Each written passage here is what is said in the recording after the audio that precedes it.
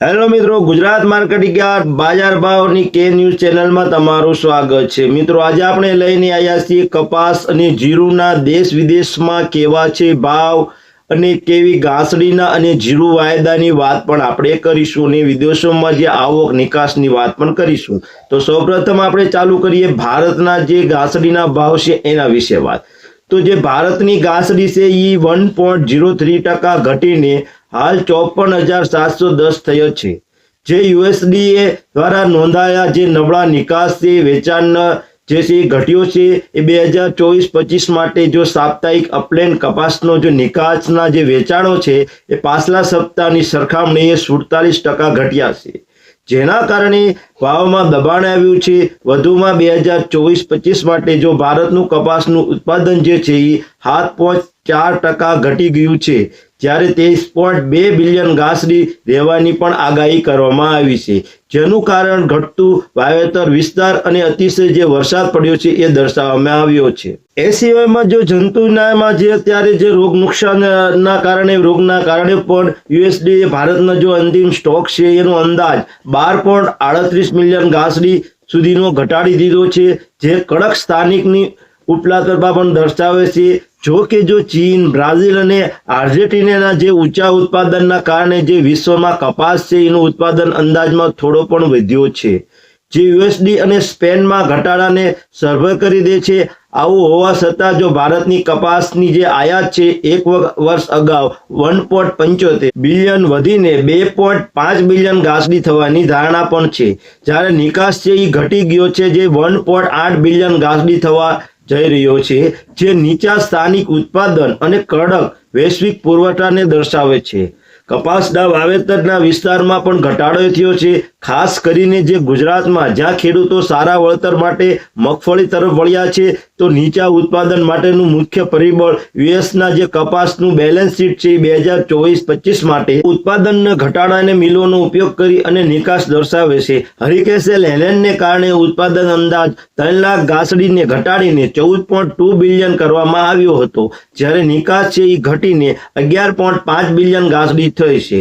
વૈશ્વિક વેપારમાં 5 લાખ ઘાસડીને ઘટાડો થવાની જે ધારણા છે, જેનું મુખ્ય કારણ ચીન દ્વારા આયાતમાં જે ઘટાડો કરવામાં આવ્યો છે એ રહ્યો છે। જ્યારે ઓપન ઇન્ટરેસ્ટની વાત કરીએ તો 7.7% વધીને 318 કોન્ટ્રાક્ટ પર સાથે બજારમાં નવી વેચાવલી જોવા મળી હતી। કિંમતો 54,420 પર ઘાસડીને તાત્કાલિક સપોર્ટ ધરાવે છે, જેમાં 54,130 સુધી વધુ ઘટી ગયું હતું તેવી સંભાવના પણ દર્શાવવામાં આવી હતી। એજન્સીમાં જે વધારે ઘાસડી છે એ 55,190 પર નિર્ધારિત રહી હતી અને છેલ્લે બંધ થતા ઘાસડીનો ભાવ 55,770 પર થઈ શકે એવી શક્યતા દર્શાવી છે। હવે વાત કરીશું મિત્રો યુએસ કોટન બેલેન્સ શીટ વિશે। તો 2024-25 જે ઉત્પાદનમાં છે એ વધારો દર્શાવે છે અને સ્ટોક સમાપ્ત થાય છે, જ્યારે નિકાસ, આયાત અને સ્થાનિકનો ઉપયોગ યથાવત છે।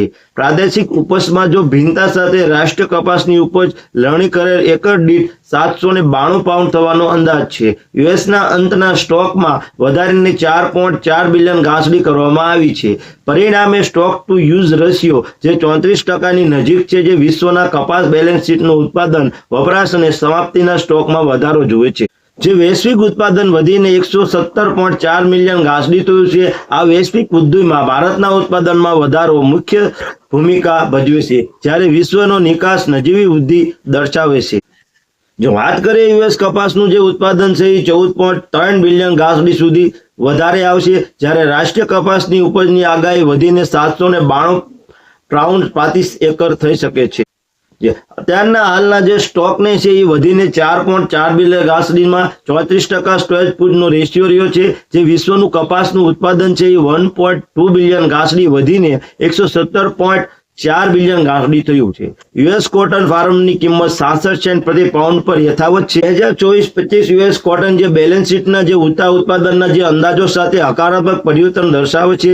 યુએસ ઓલ કોટન ઉત્પાદન હવે લગભગ 14.3 બિલિયન ઘાસડી થવાનો અંદાજ છે, જે અગાઉના મહિના કરતાં 64,000 ઘાસડી વધારે છે।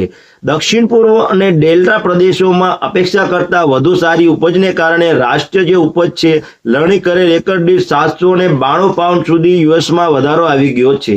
પરિણામે 34%નો સ્વસ્થ સ્ટોક ટુ સ્ટોક ઉપયોગ રેશિયો જાળવી રાખીને એન્ડિંગ સ્ટોક 4.4 બિલિયન ઘાસડી સુધી સુધારેલ છે. જો કિંમતોની કારીગરીના સંદર્ભમાં 2024-25 સિઝનની સરેરાશ અપલેન્ડ ફાર્મ કિંમત 66 સેન્ટ પ્રતિ પાઉન્ડ પર સ્થિર છે, જેમાં પાછલા મહિનામાં અંદાજોમાં કોઈ ફેરફાર કરવામાં આવ્યો નથી. જ્યારે કપાસના ઉત્પાદનમાં વધારો જોવા મળશે, ત્યારે હવામાનની સ્થિતિ અને પ્રાદેશિક ઉપજની અનુમાનના જેવા પરિબળો ભાવના વ્યાપક વલણને પ્રભાવિત કરી શકે છે. આ હતા યુએસ અને વિદેશના સમાચાર કપાસ વિશે. હવે આગળ આપણે જોઈશું જીરા વિશે. દેશ વિદેશના કેવું છે માર્કેટ અને કેવા રહેશે ભાવ અને વાયદા. તો મિત્રો આપણે અત્યારે સૌપ્રથમ તો જોઈ લઈએ ગુજરાત અને જે રાજસ્થાનના હવામાનના વિક્ષેપને કારણે વાવણીના વિલંબના કારણે જીરાના વાયદા જે છે 0.41% વધી ગયા છે. એ હાલ છે 24,230 થઈ ગયા છે.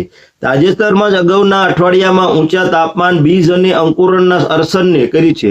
ગુજરાતમાં 25 નવેમ્બર સુધીમાં માત્ર 54,915 હેક્ટરમાં જ વાવણી થઈ છે, જે ગયા વર્ષના જે સમાન સમયગાળામાં 2.84 લાખ હેક્ટર હતી.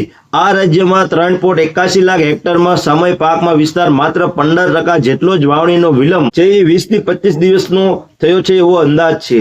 2023-24 માટે ભારતનું જીરું જે ઉત્પાદન 11.27 લાખ હેક્ટર વિસ્તારમાંથી વધીને 8.6 લાખ ટન થયું છે, જે અગાઉના વર્ષ કરતા 5.77 લાખ ટન હતું. જોકે 2024-25ની સિઝનમાં ઉત્પાદનમાં 10% ઘટાડો થવાની ધારણા છે. રાજસ્થાનમાં વાવેતર વિસ્તારમાં 10 થી 15%નો પણ ઘટાડો થવાનો અંદાજ છે. જ્યારે ભારતીય જીરું છે વૈશ્વિક સ્તરે સૌથી અત્યારે સસ્તું છે, જે $3,050 પ્રતિ ટન છે, જે તેની ચીન જેવા દેશો માટે પસંદગી છે એ બનાવે છે, જેનાથી નિકાસ છે વધુ વેગ મળશે. મધ્ય પૂર્વમાં તારણના કારણે નિકાસને માંગ પર ટેકો મળ્યો છે.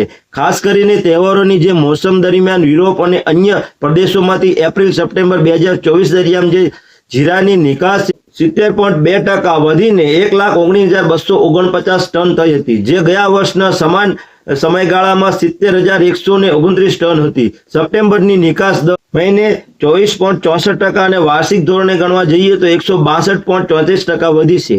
જીરાના જે ફ્યુચર્સના ઓન ઇન્ટરેસ્ટમાં 2.86%ના વધારા સાથે 2,376 પર નવી ખરીદી જોવા મળી હતી. જો વાત કરીએ વાયદાની તો 24,060 પર ખુલ્યો હતો, જે વધુ ડાઉનસાઇડ ટેસ્ટિંગમાં 23,880 પર ગઈ. વેસ્ટેબલમાં વધીને 24,380 પર સ્થિર થયો હતો. જે બેક સાઈડમાં જ્યારે વધવાની વાત કરીએ વાયદો જીરો તો 24,520ની કસોટી પર રહ્યો હતો. બસ દેશ વિદેશના જીરા અને કપાસના સમાચારમાં આટલું જ. જો વિડીયો સારો લાગે તો લાઈક કરો, શેર કરો. જો કોઈ સુઝાવ હોય તો કમેન્ટ કરો અને બીજા ખેડૂતને ઉપયોગી નીવડે તે માટે વિડીયોને શેર કરવાનું ભૂલશો નહીં. ધન્યવાદ.